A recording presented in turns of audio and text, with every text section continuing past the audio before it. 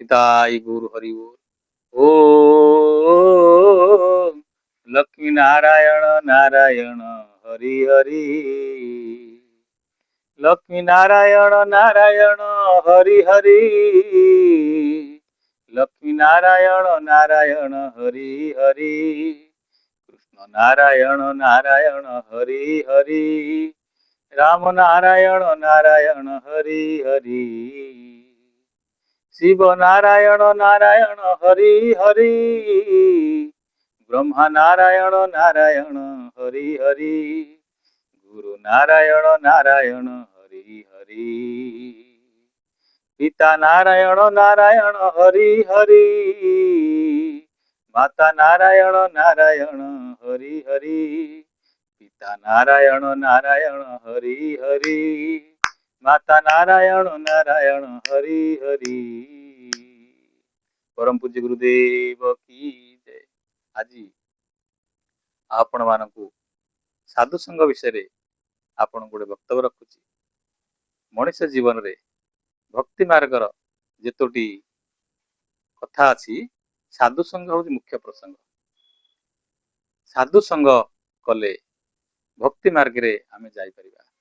बिना साधु संघ रे भक्ति मार्ग जाई परिबा नाही। ए जीव साधु संघ बिनु लभिन पारे मोर तनु साधु जे मलय पवन काष्ठकू करे से चंदन हीन संगते हीन गति हसी कहती जदुपति। साधु संघ पवित्र अर्थ जेबे जेते आमे साधु संघ करिबा साधु संघ लाभ करिबा ताहाले साधु कृपा आम ऊपर पड़े। गोटे हूँ साधु कृपा हुए सत कृपा हुए गुरु कृपा हुए भगवान कृपा हुए तेणु तार साधु कृपा आउ साधु संघ गोटे हूँ बड़ प्रभाव आम मान पड़े। तेणु साधु संघ कौन ना साधु केमिति जानिबा ना साधु जानिबा साधु हूँ गोटे पवित्र अर्थ। साधु होउचंती जे सरल हृदय होइथिबे आउ शास्त्र ज्ञान थिबो आउ ब्रह्म ज्ञानी थिबे आउ नाम रे रुचि थिबो आउ गुरु परंपरा थिबो। ये साधु एई भली जो मानकर ज्ञान थबो आमे अनायास तांको साधु कर संग करि परिबा। तेणु साधु संग करी आज जेते जेते महापुरुष माने ए पृथ्वी पृष्ठ जन्म होइचंती से समस्ते साधु संग करिसंती। बिना साधु संग रे केई भगवत राज्य को प्रवेश करिना। आज भारत वर्षर ठाकुर निगमानंद से बहुत साधु संत करथिले आउ आमर जेते बड़ बड़ साधु गुरु परंपरा जाइचंती बिना साधु संग गुरु न करी केई भगवत मार्गी जाइना।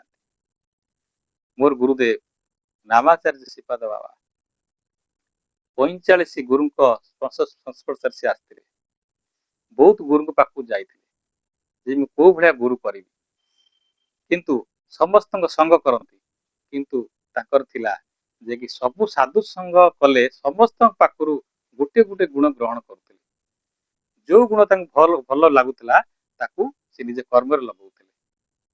तेणु से जीवन रे बहुत कष्ट कर साधु संग करी सबु साधु संग सब संप्रदाय साधु मान संगे से मिशिंट बस आउ गोटे गोटे कथा ग्रहण कर। अवधूत कहीं गोटे गुरु करते 24 गुरु करते अवधूत समस्त पाखु गोटे गोटे गुण से ग्रहण करते अवधूत। तेणुक आमे छोट पिला हेले भी शिखबार अच्छी पाखु गोटे गोटे भल जिन ग्रहण करार अच्छी।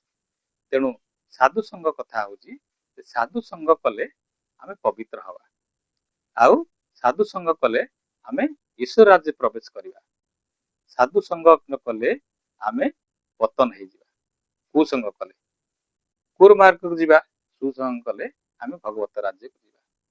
तेणु साधु संगर गोटे लक्षण जे कि जेमिति आमे सीढ़ी पाच पर पाच होता है ମଣିଷ ଜୀବନରେ ଯେବେ ଗୋଟିଏ ଜଣେ ସାଧୁଙ୍କ ସଂସ୍ପର୍ଶରେ ଆସିବା ତାହେଲେ ଗୋଟିଏ ପାହାଚ ଆମେ ଚଢିବା ହେଇଯିବ। ପୁଣି ଯେବେ ଗୋଟିଏ ସାଧୁଙ୍କ ସଂସ୍ପର୍ଶରେ ଆସିଲେ ତାଙ୍କ ଗୁଣ କିଛି ଗ୍ରହଣ କଲେ, ତାଙ୍କର ଶିକ୍ଷା ପାଇଲେ, ପୁଣି ଗୋଟେ ପାହାଚ ଚଢିବାକୁ ହୁଏ। ଯେ ପକ୍ଷୀ ଉଡ଼େ ଯେତେ ଦୂର ସେ ଜାଣେ ତାହାର ବ୍ୟବହାର। ତେଣୁ ଆମେ ସାଧୁ ସଙ୍ଗ କରିବା। ସାଧୁ ସଙ୍ଗ କଲେ ଆମେ ଈଶ୍ୱର ରାଜ୍ୟରେ ପ୍ରବେଶ କରିବା, ଆଉ ଭଗବାନ ଆମକୁ ଆଶୀର୍ବାଦ କରିବେ। ତେଣୁ ସାଧୁ ଯେ ମଳୟ ପବନ, ସେମାନଙ୍କର ବ୍ୟବହାର ସରଳ ଥାଏ, ଆଉ ହୃଦୟ ନିର୍ମଳ ଥାଏ। ଭଗବାନ ତାଙ୍କ ପ୍ରତି କୃପା କରିଥାନ୍ତି। ତେଣୁ ତାଙ୍କ ପାଖରେ ବସିଲେ ଆଉ ତାଙ୍କର ଆଚରଣ ଆମେ ଗ୍ରହଣ କଲେ, ତାଙ୍କ ନୀତି ଆଦର୍ଶ ଆମେ ଗ୍ରହଣ କଲେ, ଫଳରେ ଆମେ ବି ଭଲ ମଣିଷ ହେଇପାରିବା। ଆମେ ସାଧୁ ମାର୍ଗରେ ଯାଇପାରିବା। ଭଗବାନଙ୍କ କୃପା ହବ, ଭଗବାନଙ୍କ ଆଶୀର୍ବାଦ ହବ, ଆମ ସେ ରାଜ୍ୟରେ ପ୍ରବେଶ କରିବା। ନିତାଇ ଗୁରୁ ହରିବୁ, ନିତାଇ ଗୁରୁ ହରିବୁ, ନିତାଇ।